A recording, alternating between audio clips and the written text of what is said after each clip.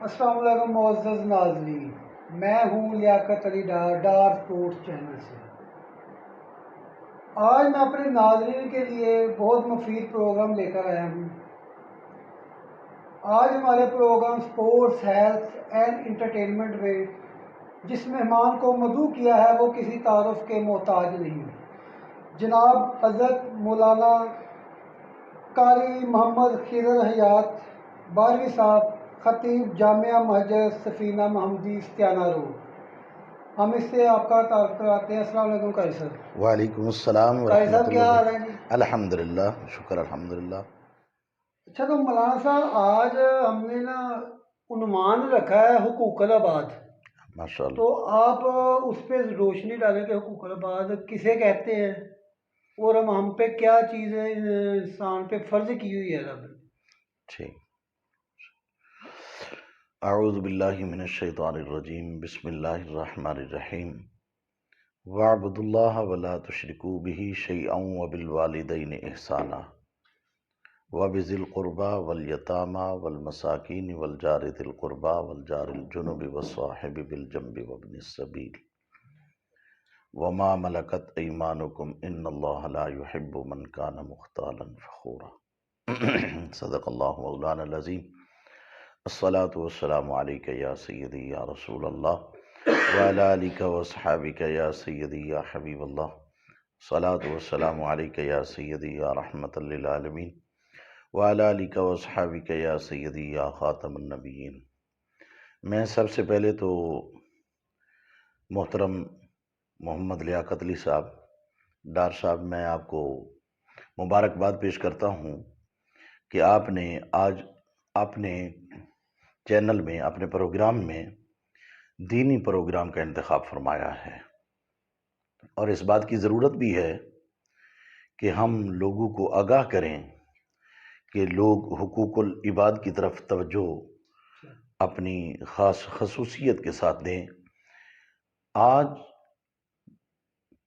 حقوق اللہ کی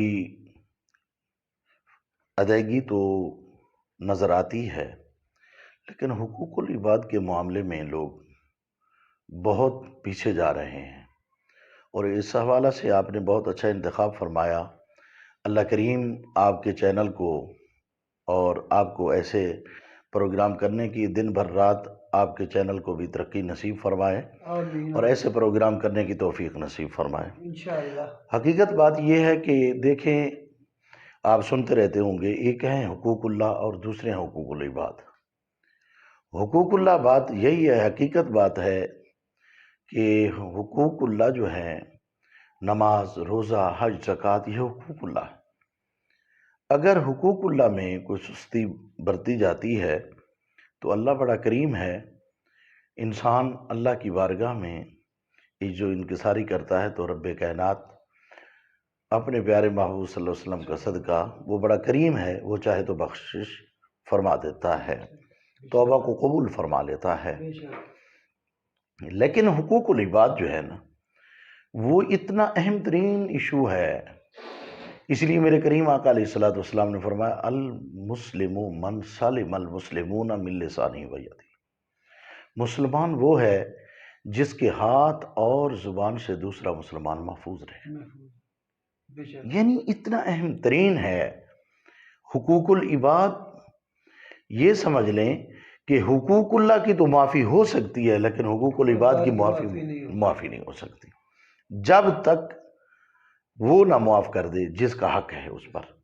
ٹھیک ہے، تو یہ بات حقیقت ہے، ہم اس کو بھول چکے، ہم نے چھوڑ دیا، ہم نے والدین کے حقوق کو چھوڑ دیا، ہم نے اولاد کے حقوق کو چھوڑ دیا، اور آپ دیکھتے ہیں معاشرے میں بوڑھے ماں باپ ہیں تو وہ در بدر دھکے کھا رہے ہیں، کمزور ماں باپ ہیں، بیمار لاغر ماں باپ ہیں تو وہ در بدر دھکے کھا رہے ہیں، حالانکہ اللہ تبارک و تعالیٰ نے اپنی عبادت کے ساتھ والدین کے ساتھ حسن سلوک کرنے کا حکم فرمایا۔ حسن سلوک اور احسان اور ان کے لیے بخشش کی دعا، یہ اللہ تبارک و تعالیٰ نے قرآن کریم میں ان کے حقوق کو بیان فرمایا ہے، اف تک بھی نہیں کہنا۔ اور اس قدر محبت، اور اللہ تبارک و تعالیٰ نے ہمیں بتایا ہے کہ تم دنیا میں آئے ہو تو دنیا میں انسانیت یہی ہے کہ ایک دوسرے سے ہمدردی، ایک دوسرے سے پیار، بھائی چارہ، اور ایک دوسرے کی مودت محبت، اور ایک دوسرے کی عزت۔ آج کوئی کسی کے پاس جاتا ہے تو وہ خود محفوظ نہیں ہے، چاہے جائے کہ اس کا مال محفوظ ہو۔ ہمارے معاشرے میں یہ بہت بڑی اس وقت لادینیت کہہ لو، یا اس کے باوجود، علم ہونے کے باوجود اس پر عمل نہیں ہو رہا۔ نبی کریم علیہ الصلوۃ والسلام نے اس قدر حقوق ارشاد فرمائے ہیں۔ حضور علیہ الصلوۃ والسلام کی پاک بارگاہ میں حضرت جبریل علیہ الصلوۃ والسلام پڑوسی کے حقوق لے کر سرکار دو عالم صلی اللہ علیہ وسلم کی بارگاہ میں پیش کیے، عرض کرنے لگے۔ سرکار علیہ الصلوۃ والسلام سنتے رہے، پھر چلے گئے، پھر آئے، پھر حضور علیہ الصلوۃ والسلام کی بارگاہ میں پڑوسی کے حقوق عرض کیے، پھر چلے گئے، پھر تیسری مرتبہ آئے، پھر سرکار علیہ الصلوۃ والسلام کی پاک بارگاہ میں پڑوسی کے حقوق عرض کیے، حتیٰ کہ کریم آقا علیہ الصلوۃ والسلام ارشاد فرماتے ہیں کہ ایسے لگا مجھے کہ یہ ایسے لگتا ہے کہ پڑوسی کے حقوق اس قدر بیان ہو رہے ہیں کہ کہیں ایسا نہ ہو کہ اسے وراثت میں بھی شامل نہ کر دیا۔ یہ تو پڑوسی کے حقوق ہیں کہ حضور فرماتے ہیں کہ اسے کہیں وراثت میں نہ شامل کر دیا جائے، تو بتاؤ جو بہنوں کے حقوق کھا جاتے ہیں، غصب کر جاتے ہیں۔ آج بھائی، آج باپ بھی کہتا ہے کہ بس بہنوں کا حق یہی ہے کہ ہم نے تیرا جہیز بنایا، ہم نے تیری شادی کر دی، ہم نے فلاں کر دی، وہاں پہ اتنا خرچہ ہو گیا، حالانکہ یہ معاملات نہیں ہیں۔ بھئی کون کہتا ہے اتنا کرو؟ جتنی آپ میں ہمت ہے وہ کر لو۔ یہ فرائض میں نہیں ہے، یہ ضروری نہیں ہے کہ تم نے بیٹی کو اتنا جہیز دینا ہے، اتنا کرنا ہے۔ وہ جو ضروری ہے اس میں نکاح ہے، نکاح کے ساتھ حق مہر ہے، یہ چیزیں ضروری ہیں۔ اور تو کوئی، یہ ہم جو کچھ کرتے ہیں معاشرے کے اعتبار سے، ہم کہتے ہیں کہ ہماری ناک رہ جائے۔ تو قاری صاحب، جو آپ یہ بتا رہے ہیں کہ یہ بیٹیوں کا حقوق ہے، تو وہ تو چاہے کسی کا ایک مکان ہے چاہے 10 ہے، جی، فرض ہے ایک مکان والے کو وہ حصہ دے۔ بالکل بالکل بالکل۔ ایک مکان کیا، آپ یہ کہہ لیں اگر ایک مرلہ بھی ہے نا، اس میں سے بھی بیٹی کا حق ہے۔ بیٹی کا اولاد میں یہ بالترتیب شریعت نے اسی لیے ایک مقرر کر دیا ہے کہ بیٹے کے 2 حصے ہیں اور بیٹی کا 1 حصہ ہے۔ تو قاری صاحب، یہ بھی تو ہوتا ہے نا کہ کوئی ایک ہوتا ہے بچہ بڑا فرما بردار ہوتا ہے، ایک اتنا نہیں ہوتا، تو وہ پھر جو والدین ہوتے ہیں وہ جو فرما بردار ہوتا ہے اس کو زیادہ کر دیتے ہیں، جو کم ہوتا ہے اس کو کم۔ یہ بھی پھر طریقہ تو نہیں ٹھیک ہے؟ نہیں، یہ بھی ٹھیک نہیں ہے۔ اصل معاملہ یہ ہے کہ یہ ماں باپ کی ذمہ داری ہے بچوں کی تربیت کرنا۔ اس میں کوئی خاص قرب پا جاتا ہے، کوئی محنت کرتا ہے، خدمت کرتا ہے، تو وہ اللہ کی بارگاہ میں والدین کی ویسے اتنی دعائیں ہیں کہ اللہ تبارک و تعالیٰ اسے دونوں جہانوں کی نعمتوں سے مالا مال فرمائے گا۔ لیکن یہ چیز نہیں ہونی چاہیے کہ اس کے لیے حصہ زیادہ کر دیا۔ اچھا، تو قاری صاحب ایک ہم نے یہ بھی بڑے بزرگوں نے بھی سنا ہے، تو ہم نے بھی خود ایکسپیریمنٹ دیکھا ہے اپنی زندگی میں بھی، کہ ہم حقوق اللہ کی طرف تو بہت رغبت کرتے ہیں، تو ہم نے یہ بھی سنا کہ رب حقوق اللہ تو معاف کر سکتا ہے، اور حقوق اللہ بعد معاف نہیں کرنے۔ بے شک ایسے ہی حقوق اللہ بعد کی طرف ہم دیکھتے ہیں کہ ہمارا نظریات بہت کم ہوتے ہیں، حقوق اللہ کی طرف زیادہ ہوتے ہیں۔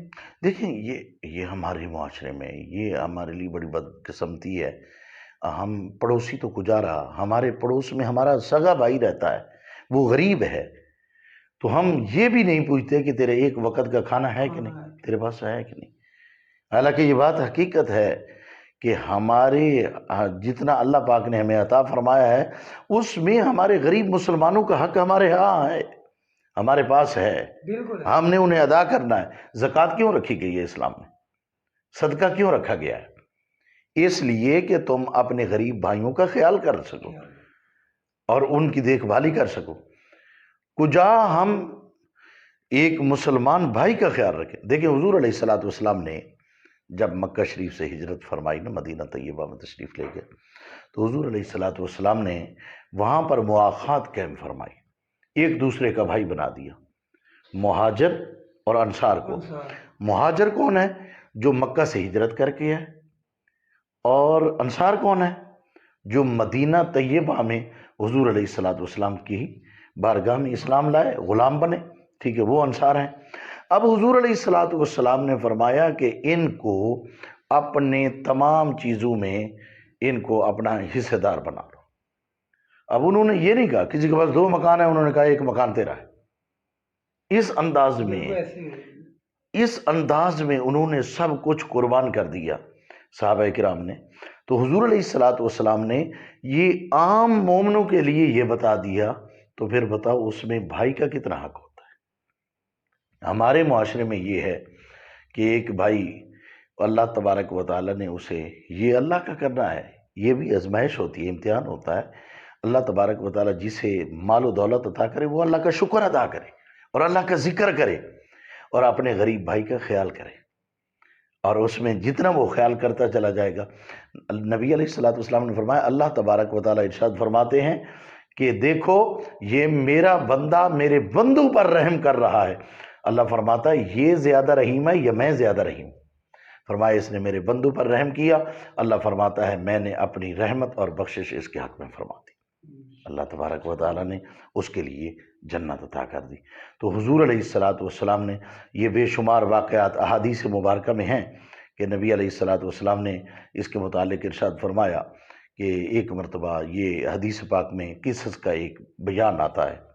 جیسے ہم لوگ قصے بیان کرتے تھے نا، ایسے ہی قرآن کریم میں قصے ہیں، وہ بھی عبرت کے طور پر ہیں. حدیث پاک میں جو قصے بیان ہوئے وہ بھی عبرت کے طور پر. حضور علیہ الصلوۃ والسلام نے ارشاد فرمایا، ان رجلا، فرمایا بے شک ایک بندہ تھا، لم یعمل خیرا قط، اس کے پاس کوئی عمل نہیں تھا، کوئی نیکی نہیں تھی، کوئی عمل نہیں تھا. صحابہ حیران ہوئے، یا رسول اللہ صلی اللہ علیہ وسلم جس کے پاس عمل نہیں ہے، ظاہر ہے دل میں سوچا ہوگا کہ اس سے بڑا بدبخت کون ہو سکتا ہے جس کے پاس کوئی عمل نہیں ہے. پھر سرکار علیہ الصلوۃ والسلام نے فرمایا کانا یضایر الناس، فرمایا ہاں اس کی ایک بات تھی. کیا؟ حضور علیہ الصلوۃ والسلام نے فرمایا کہ وہ جو بھی اس کے پاس آتا وہ اسے اپنا مال دے دیتا، یہ لے جاؤ یہ لے جاؤ، اور اپنے منشی سے کہتا کہ یہ جو وقت کہتا ہے اس کا وقت لکھ لے، لیکن ان کے پاس جانا نہیں ہے، انہیں تنگ نہیں کرنا، ان سے یہ قرض مانگنا نہیں ہے، یہ خود بخود پیش کریں تو ٹھیک ہے، اگر وقت پر کسی نے پیش نہیں کیا تو اسے تنگ نہیں کرنا. کیوں؟ اس لیے نبی علیہ الصلوۃ والسلام نے فرمایا کہ اس کی یہ صفت تھی، وہ کہتا ہے کہ ہم اس مخلوق کے رب کو دیکھتے ہیں، ہم اس مخلوق پر رحم کریں گے، ہو سکتا ہے ان کا خالق بھی ہم پر رحم فرما دے. حضور علیہ الصلوۃ والسلام نے ارشاد فرمایا جب اس کا آخری وقت آیا تو آخری وقت میں کیا ہوا؟ فرمایا اللہ تبارک و تعالیٰ نے پردے ہٹا کر اسے اپنی زیارت کروائی، اور اللہ تبارک و تعالیٰ نے اس بندے کی بخشش و مغفرت. اب حضور مسکرا رہے ہیں، حضور نے فرمایا کہ اللہ تبارک و تعالیٰ نے اس کی بخشش و مغفرت فرما دی ہے، اور اللہ تبارک و تعالیٰ اسے مسکرا کے ملا ہے. کیوں؟ اس لیے فرمایا کہ تو میری مخلوق سے پیار کرتا تھا، میں تجھے پیار کرتا ہوں. تو یہ ہے حقوق العباد، پڑوسیوں کے حقوق، ماں باپ کے حقوق، بیوی کے حقوق. معاشرے میں بیوی کو کیا سمجھا جاتا ہے؟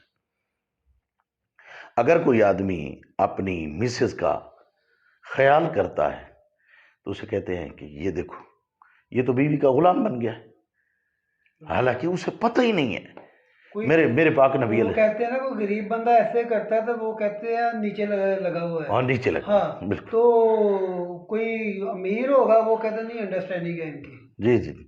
تو حضور علیہ الصلوۃ والسلام نے فرمایا، آپ سے پوچھا گیا یا رسول اللہ صلی اللہ علیہ وسلم آپ کو سب سے زیادہ کس سے پیار ہے؟ کون ہے جو آپ کو سب سے زیادہ محبوب ہے؟ حضور علیہ الصلوۃ والسلام نے فرمایا عائشہ. سبحان اللہ، سبحان اللہ، ہم سب کی ماں، مومنوں کی ماں. حضور نے فرمایا عائشہ، مجھے سب سے زیادہ پیار ہے عائشہ سے. پھر سوال کرنے والے نے سوال کیا، عرض کرنے لگا یا رسول اللہ صلی اللہ علیہ وسلم ان کے بعد آپ سب کو زیادہ کون محبوب ہے؟ آپ سب سے زیادہ آپ کو کون محبوب ہے؟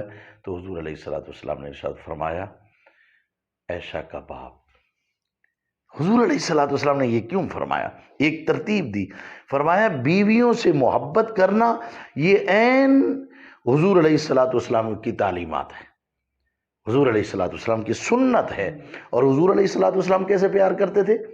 بسا اوقات ایسا بھی ہوتا تھا کہ حضور علیہ الصلوۃ والسلام حضرت ام عائشہ صدیقہ سلام اللہ علیہا آرام فرما رہی ہوتی، حضور علیہ الصلوۃ والسلام خود گھر کے کام کاج کر دیا کرتے تھے، اس قدر محبت فرمایا کرتے تھے۔